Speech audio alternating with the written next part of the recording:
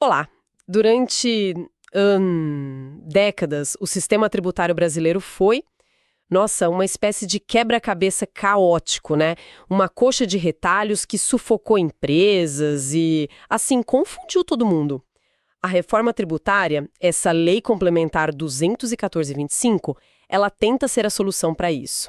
A nossa missão hoje é mergulhar nos detalhes dos novos impostos sobre o consumo, o IBS e a CBS, e ver se as peças, se elas realmente se encaixam. E para guiar a nossa conversa, a gente tem aqui um conjunto de documentos técnicos que detalham a lei. Nosso objetivo é traduzir o juridiquês, o economês, para uma conversa clara, focada no que muda de verdade, né? Exato. E o mais importante, eu acho, é entender a lógica por trás da máquina. Todo tributo tem 3 pilares. O que ele tributa, ou seja, o fato gerador. Certo. A quando ele é cobrado e onde ele é devido.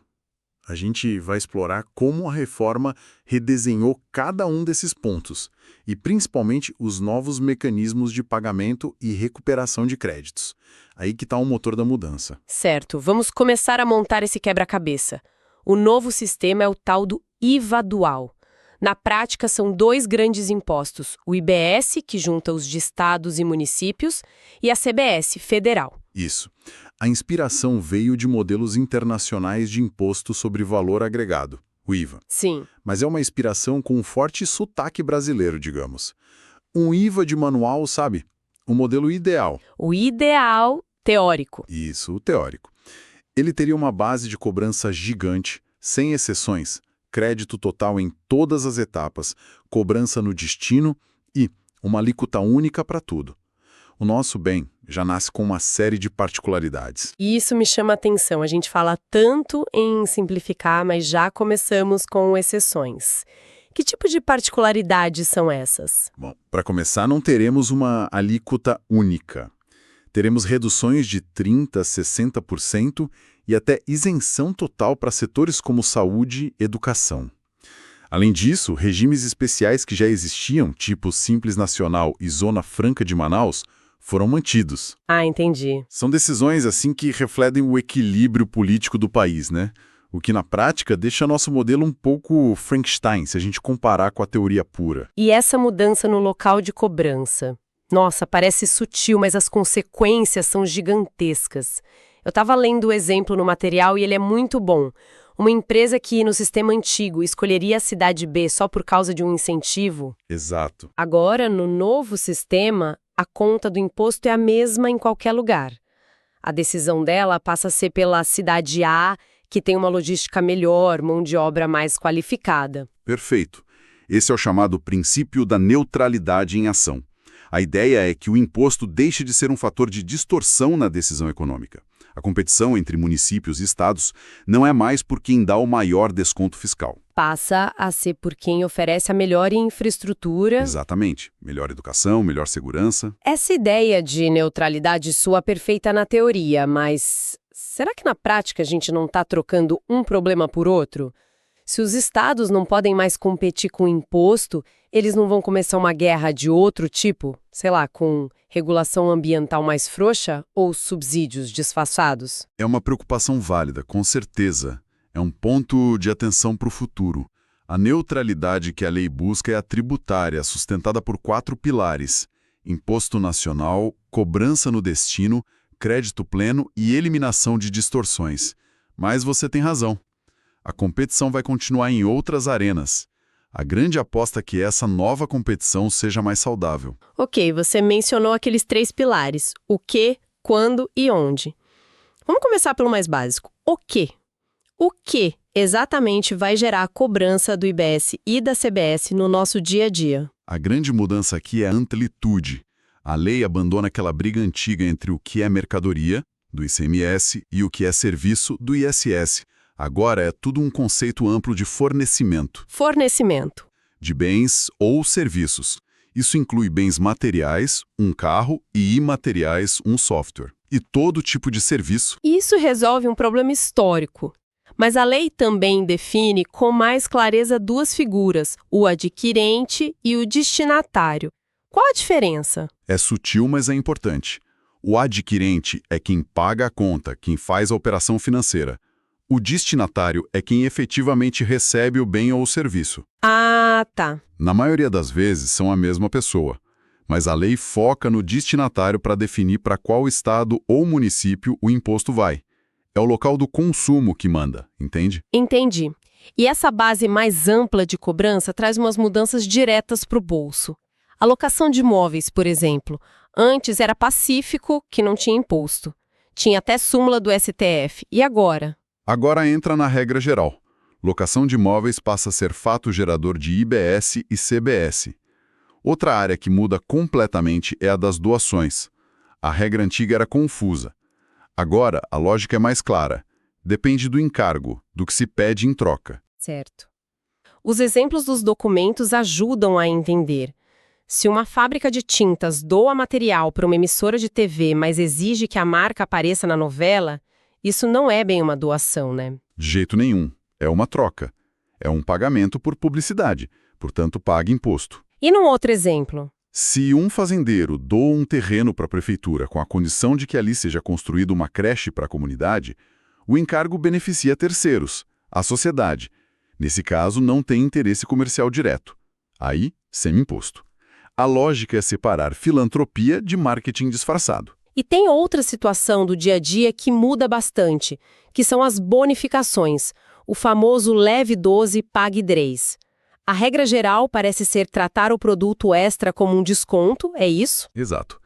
Se uma loja de sapatos compra 100 pares e ganha 10 de brinde, para o fisco é como se ela tivesse comprado 110 pares com desconto.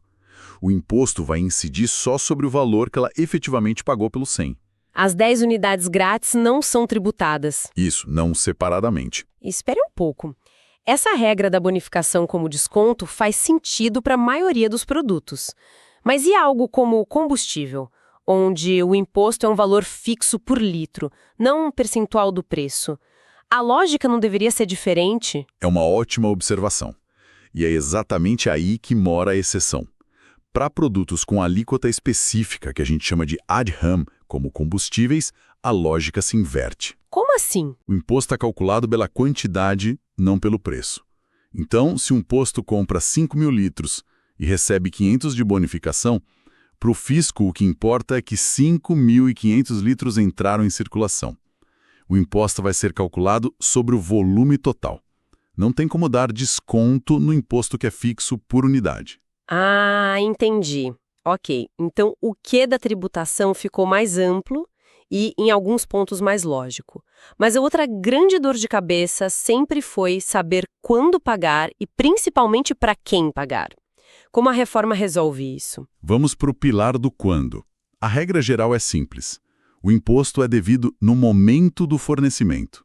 Mas a lei tem uma regra específica para pagamentos antecipados, que é bem interessante.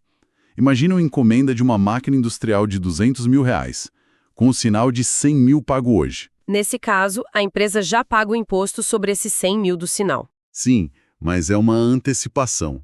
O sistema calcula o imposto sobre os 100 mil com a alíquota de hoje. 6 meses depois, quando a máquina é entregue, o sistema recalcula o imposto sobre o valor total, os 200 mil, mas usando a alíquota do dia da entrega, que pode ter mudado. E aí a empresa paga só a diferença. Exatamente. Paga o ajuste final. É um sistema que se adapta a variações na alíquota ao longo do tempo. Faz sentido. E isso nos leva à grande revolução, o pilar do onde. A tributação no destino, que é o que se aponta como o fim da famosa guerra fiscal. É a mudança mais estrutural de todas. A ideia de dar incentivos fiscais para atrair uma fábrica, que gerou distorções por décadas, simplesmente deixa de fazer sentido. O imposto será sempre devido ao estado e ao município onde o consumidor final está. As regras de localização ficam muito mais intuitivas. E como ficam essas regras na prática? São bem diretas. Para bens imóveis, o imposto vai para onde o imóvel está. Comprou uma casa de praia no Ceará, morando em São Paulo, o IBS vai para o Ceará. Para veículos, a regra é o domicílio do proprietário. E serviços? Serviços presenciais, como o conserto de um carro ou um corte de cabelo, o imposto fica onde o serviço foi prestado. E para a grande maioria dos outros serviços e bens digitais, a regra geral é o domicílio de quem compra.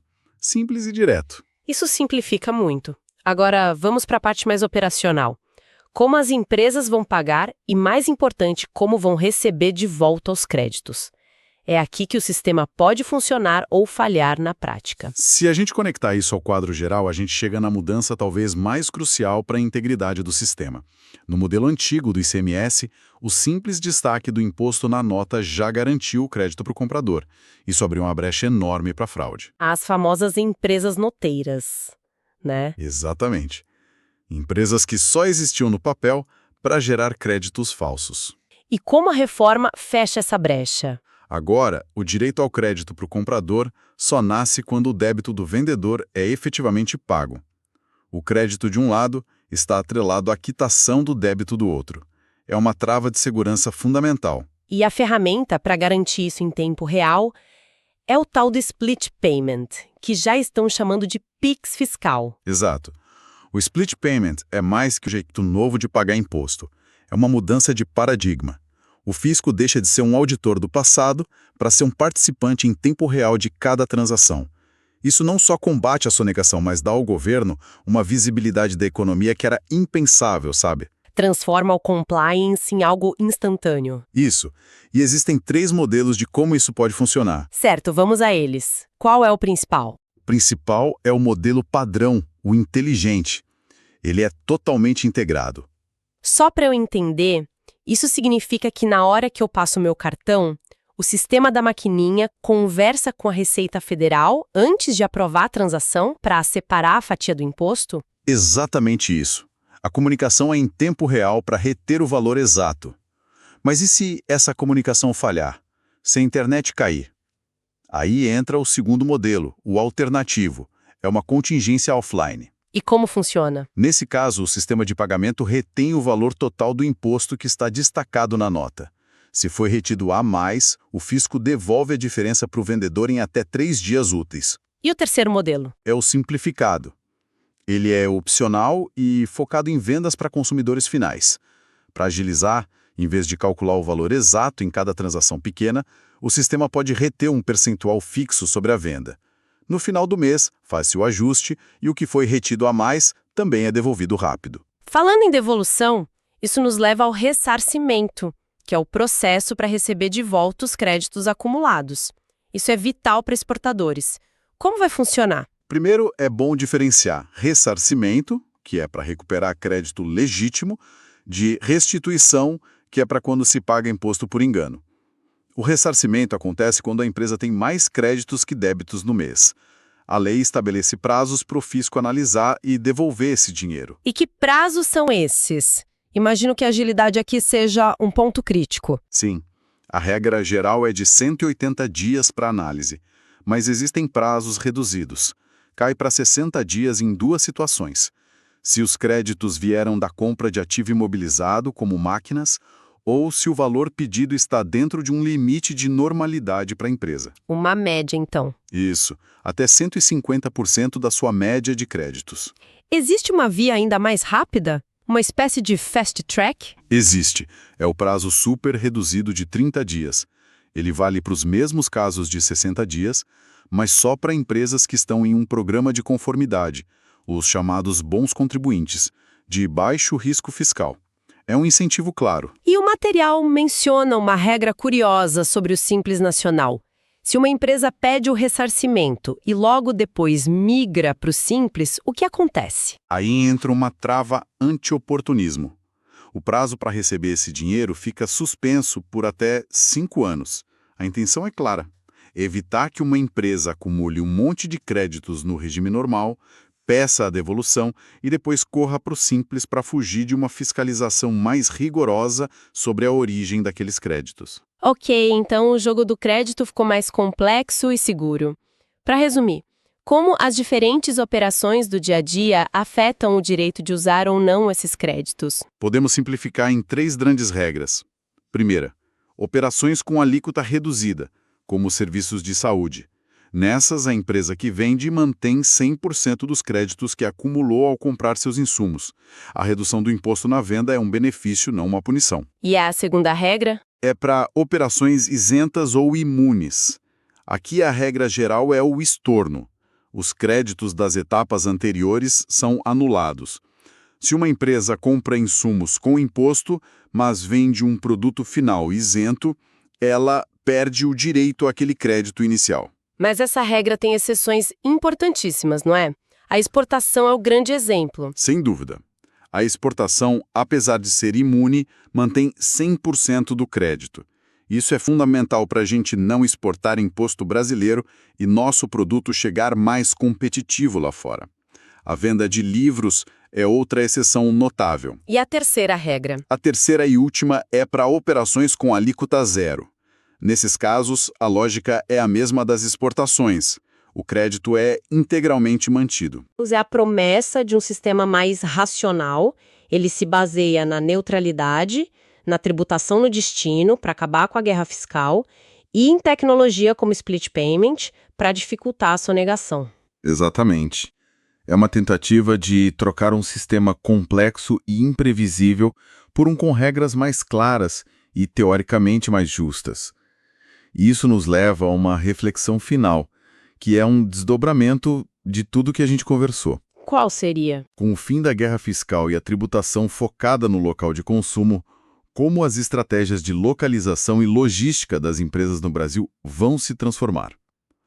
A decisão de onde abrir uma nova fábrica, um centro de distribuição, passa a ser muito mais sobre eficiência operacional do que sobre benefício fiscal. A pergunta que fica é: que novas geografias econômicas podem surgir a partir disso no país?